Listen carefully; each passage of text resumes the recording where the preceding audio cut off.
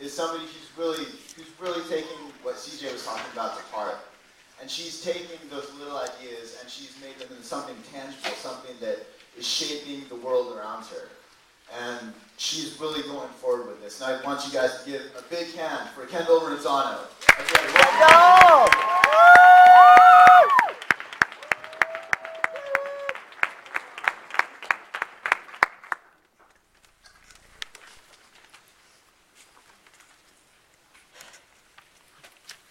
I have an idea. These words have always made my parents a little nervous because sometimes my ideas are kind of crazy. But mostly, these ideas come when I ask myself, what if?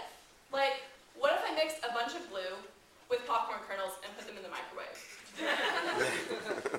Would they turn into popcorn balls? Or would they explode? Well, guess what? They did both.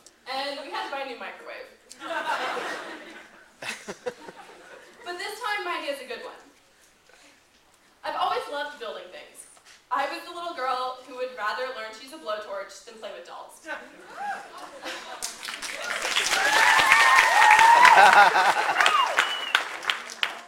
have nothing against dolls, it's just my heart was in other places. I'd spend hours making contraptions and structures with Connects. And when I built everything on the plans that came in the box, I designed my own projects.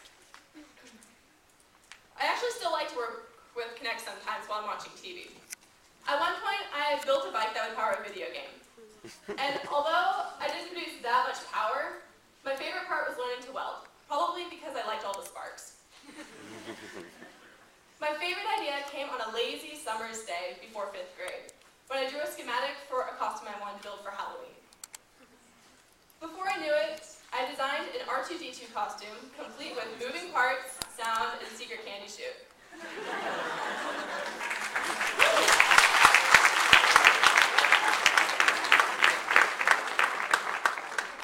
So, you can see why my parents were concerned when I came to them with my latest idea.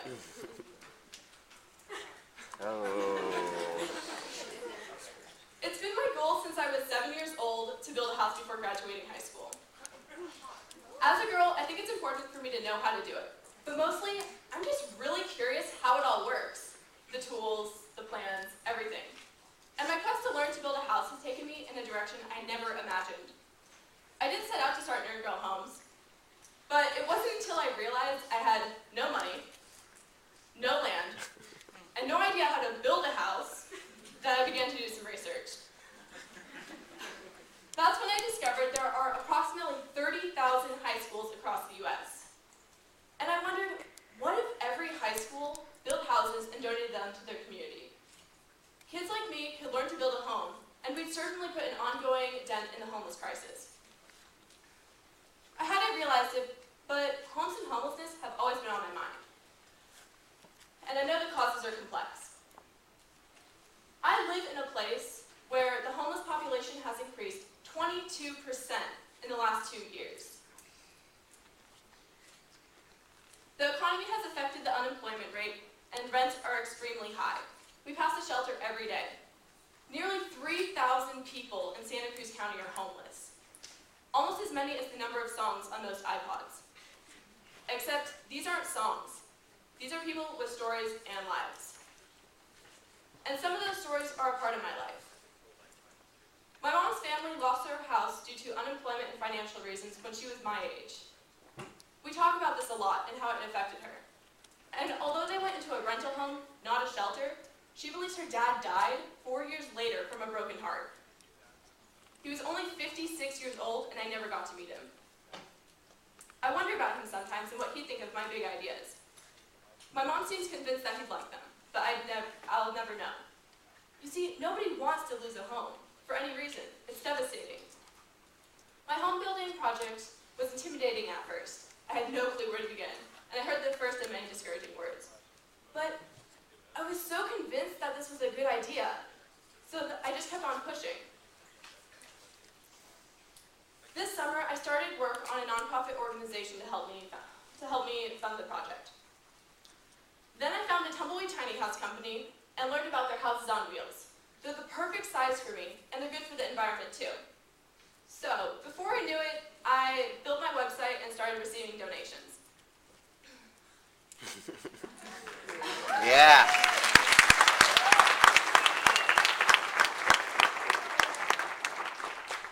I was feeling pretty good by this point and was looking for a mentor, someone to help guide me through the project. A friend referred me to a man he thought could help. And excited by this possibility, I set up a meeting and I put together an agenda for a talk. I have to say, this was absolutely the most discouraging experience. Not only did he tell me no, he wouldn't help me, but he actually said he was worried I might lose a finger. Yeah, lose a finger. I mean, who says that?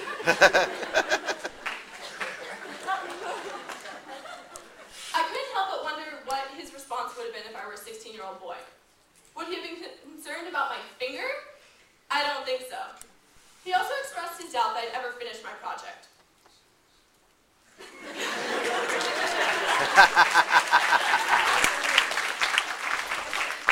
I left our meeting and allowed his doubts to penetrate my mind.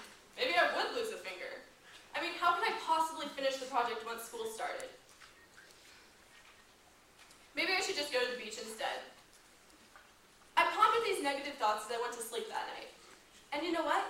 It made me mad. I woke up the next day more determined than ever to build my house. One thing that I've learned about myself over the years is that there's nothing that fires me up more than somebody underestimating my abilities. My first thought that morning was, why should I let one person have that kind of power over my dreams? I'm passionate about my house project, even if this naysayer thinks I can't do it. We possess the power to change the world by one idea at a time, by daring to take action. And although the journey ahead seems rather intimidating, I really want to prove this guy wrong. So I am. I'm almost done with the roof of my house. And when it's done,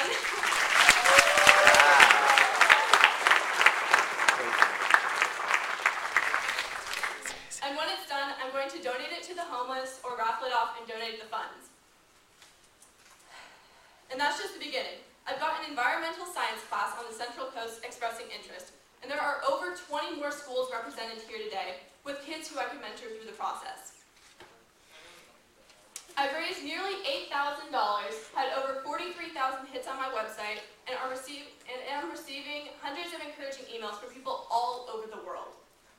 Here are a few posts from some of my favorite.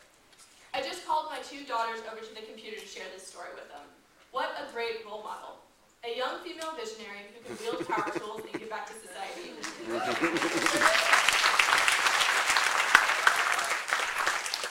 If there's one girl who can change the world with the power of one, it is you. Here's to you and all you do. Keep up the good work and kind deeds. May joy follow you.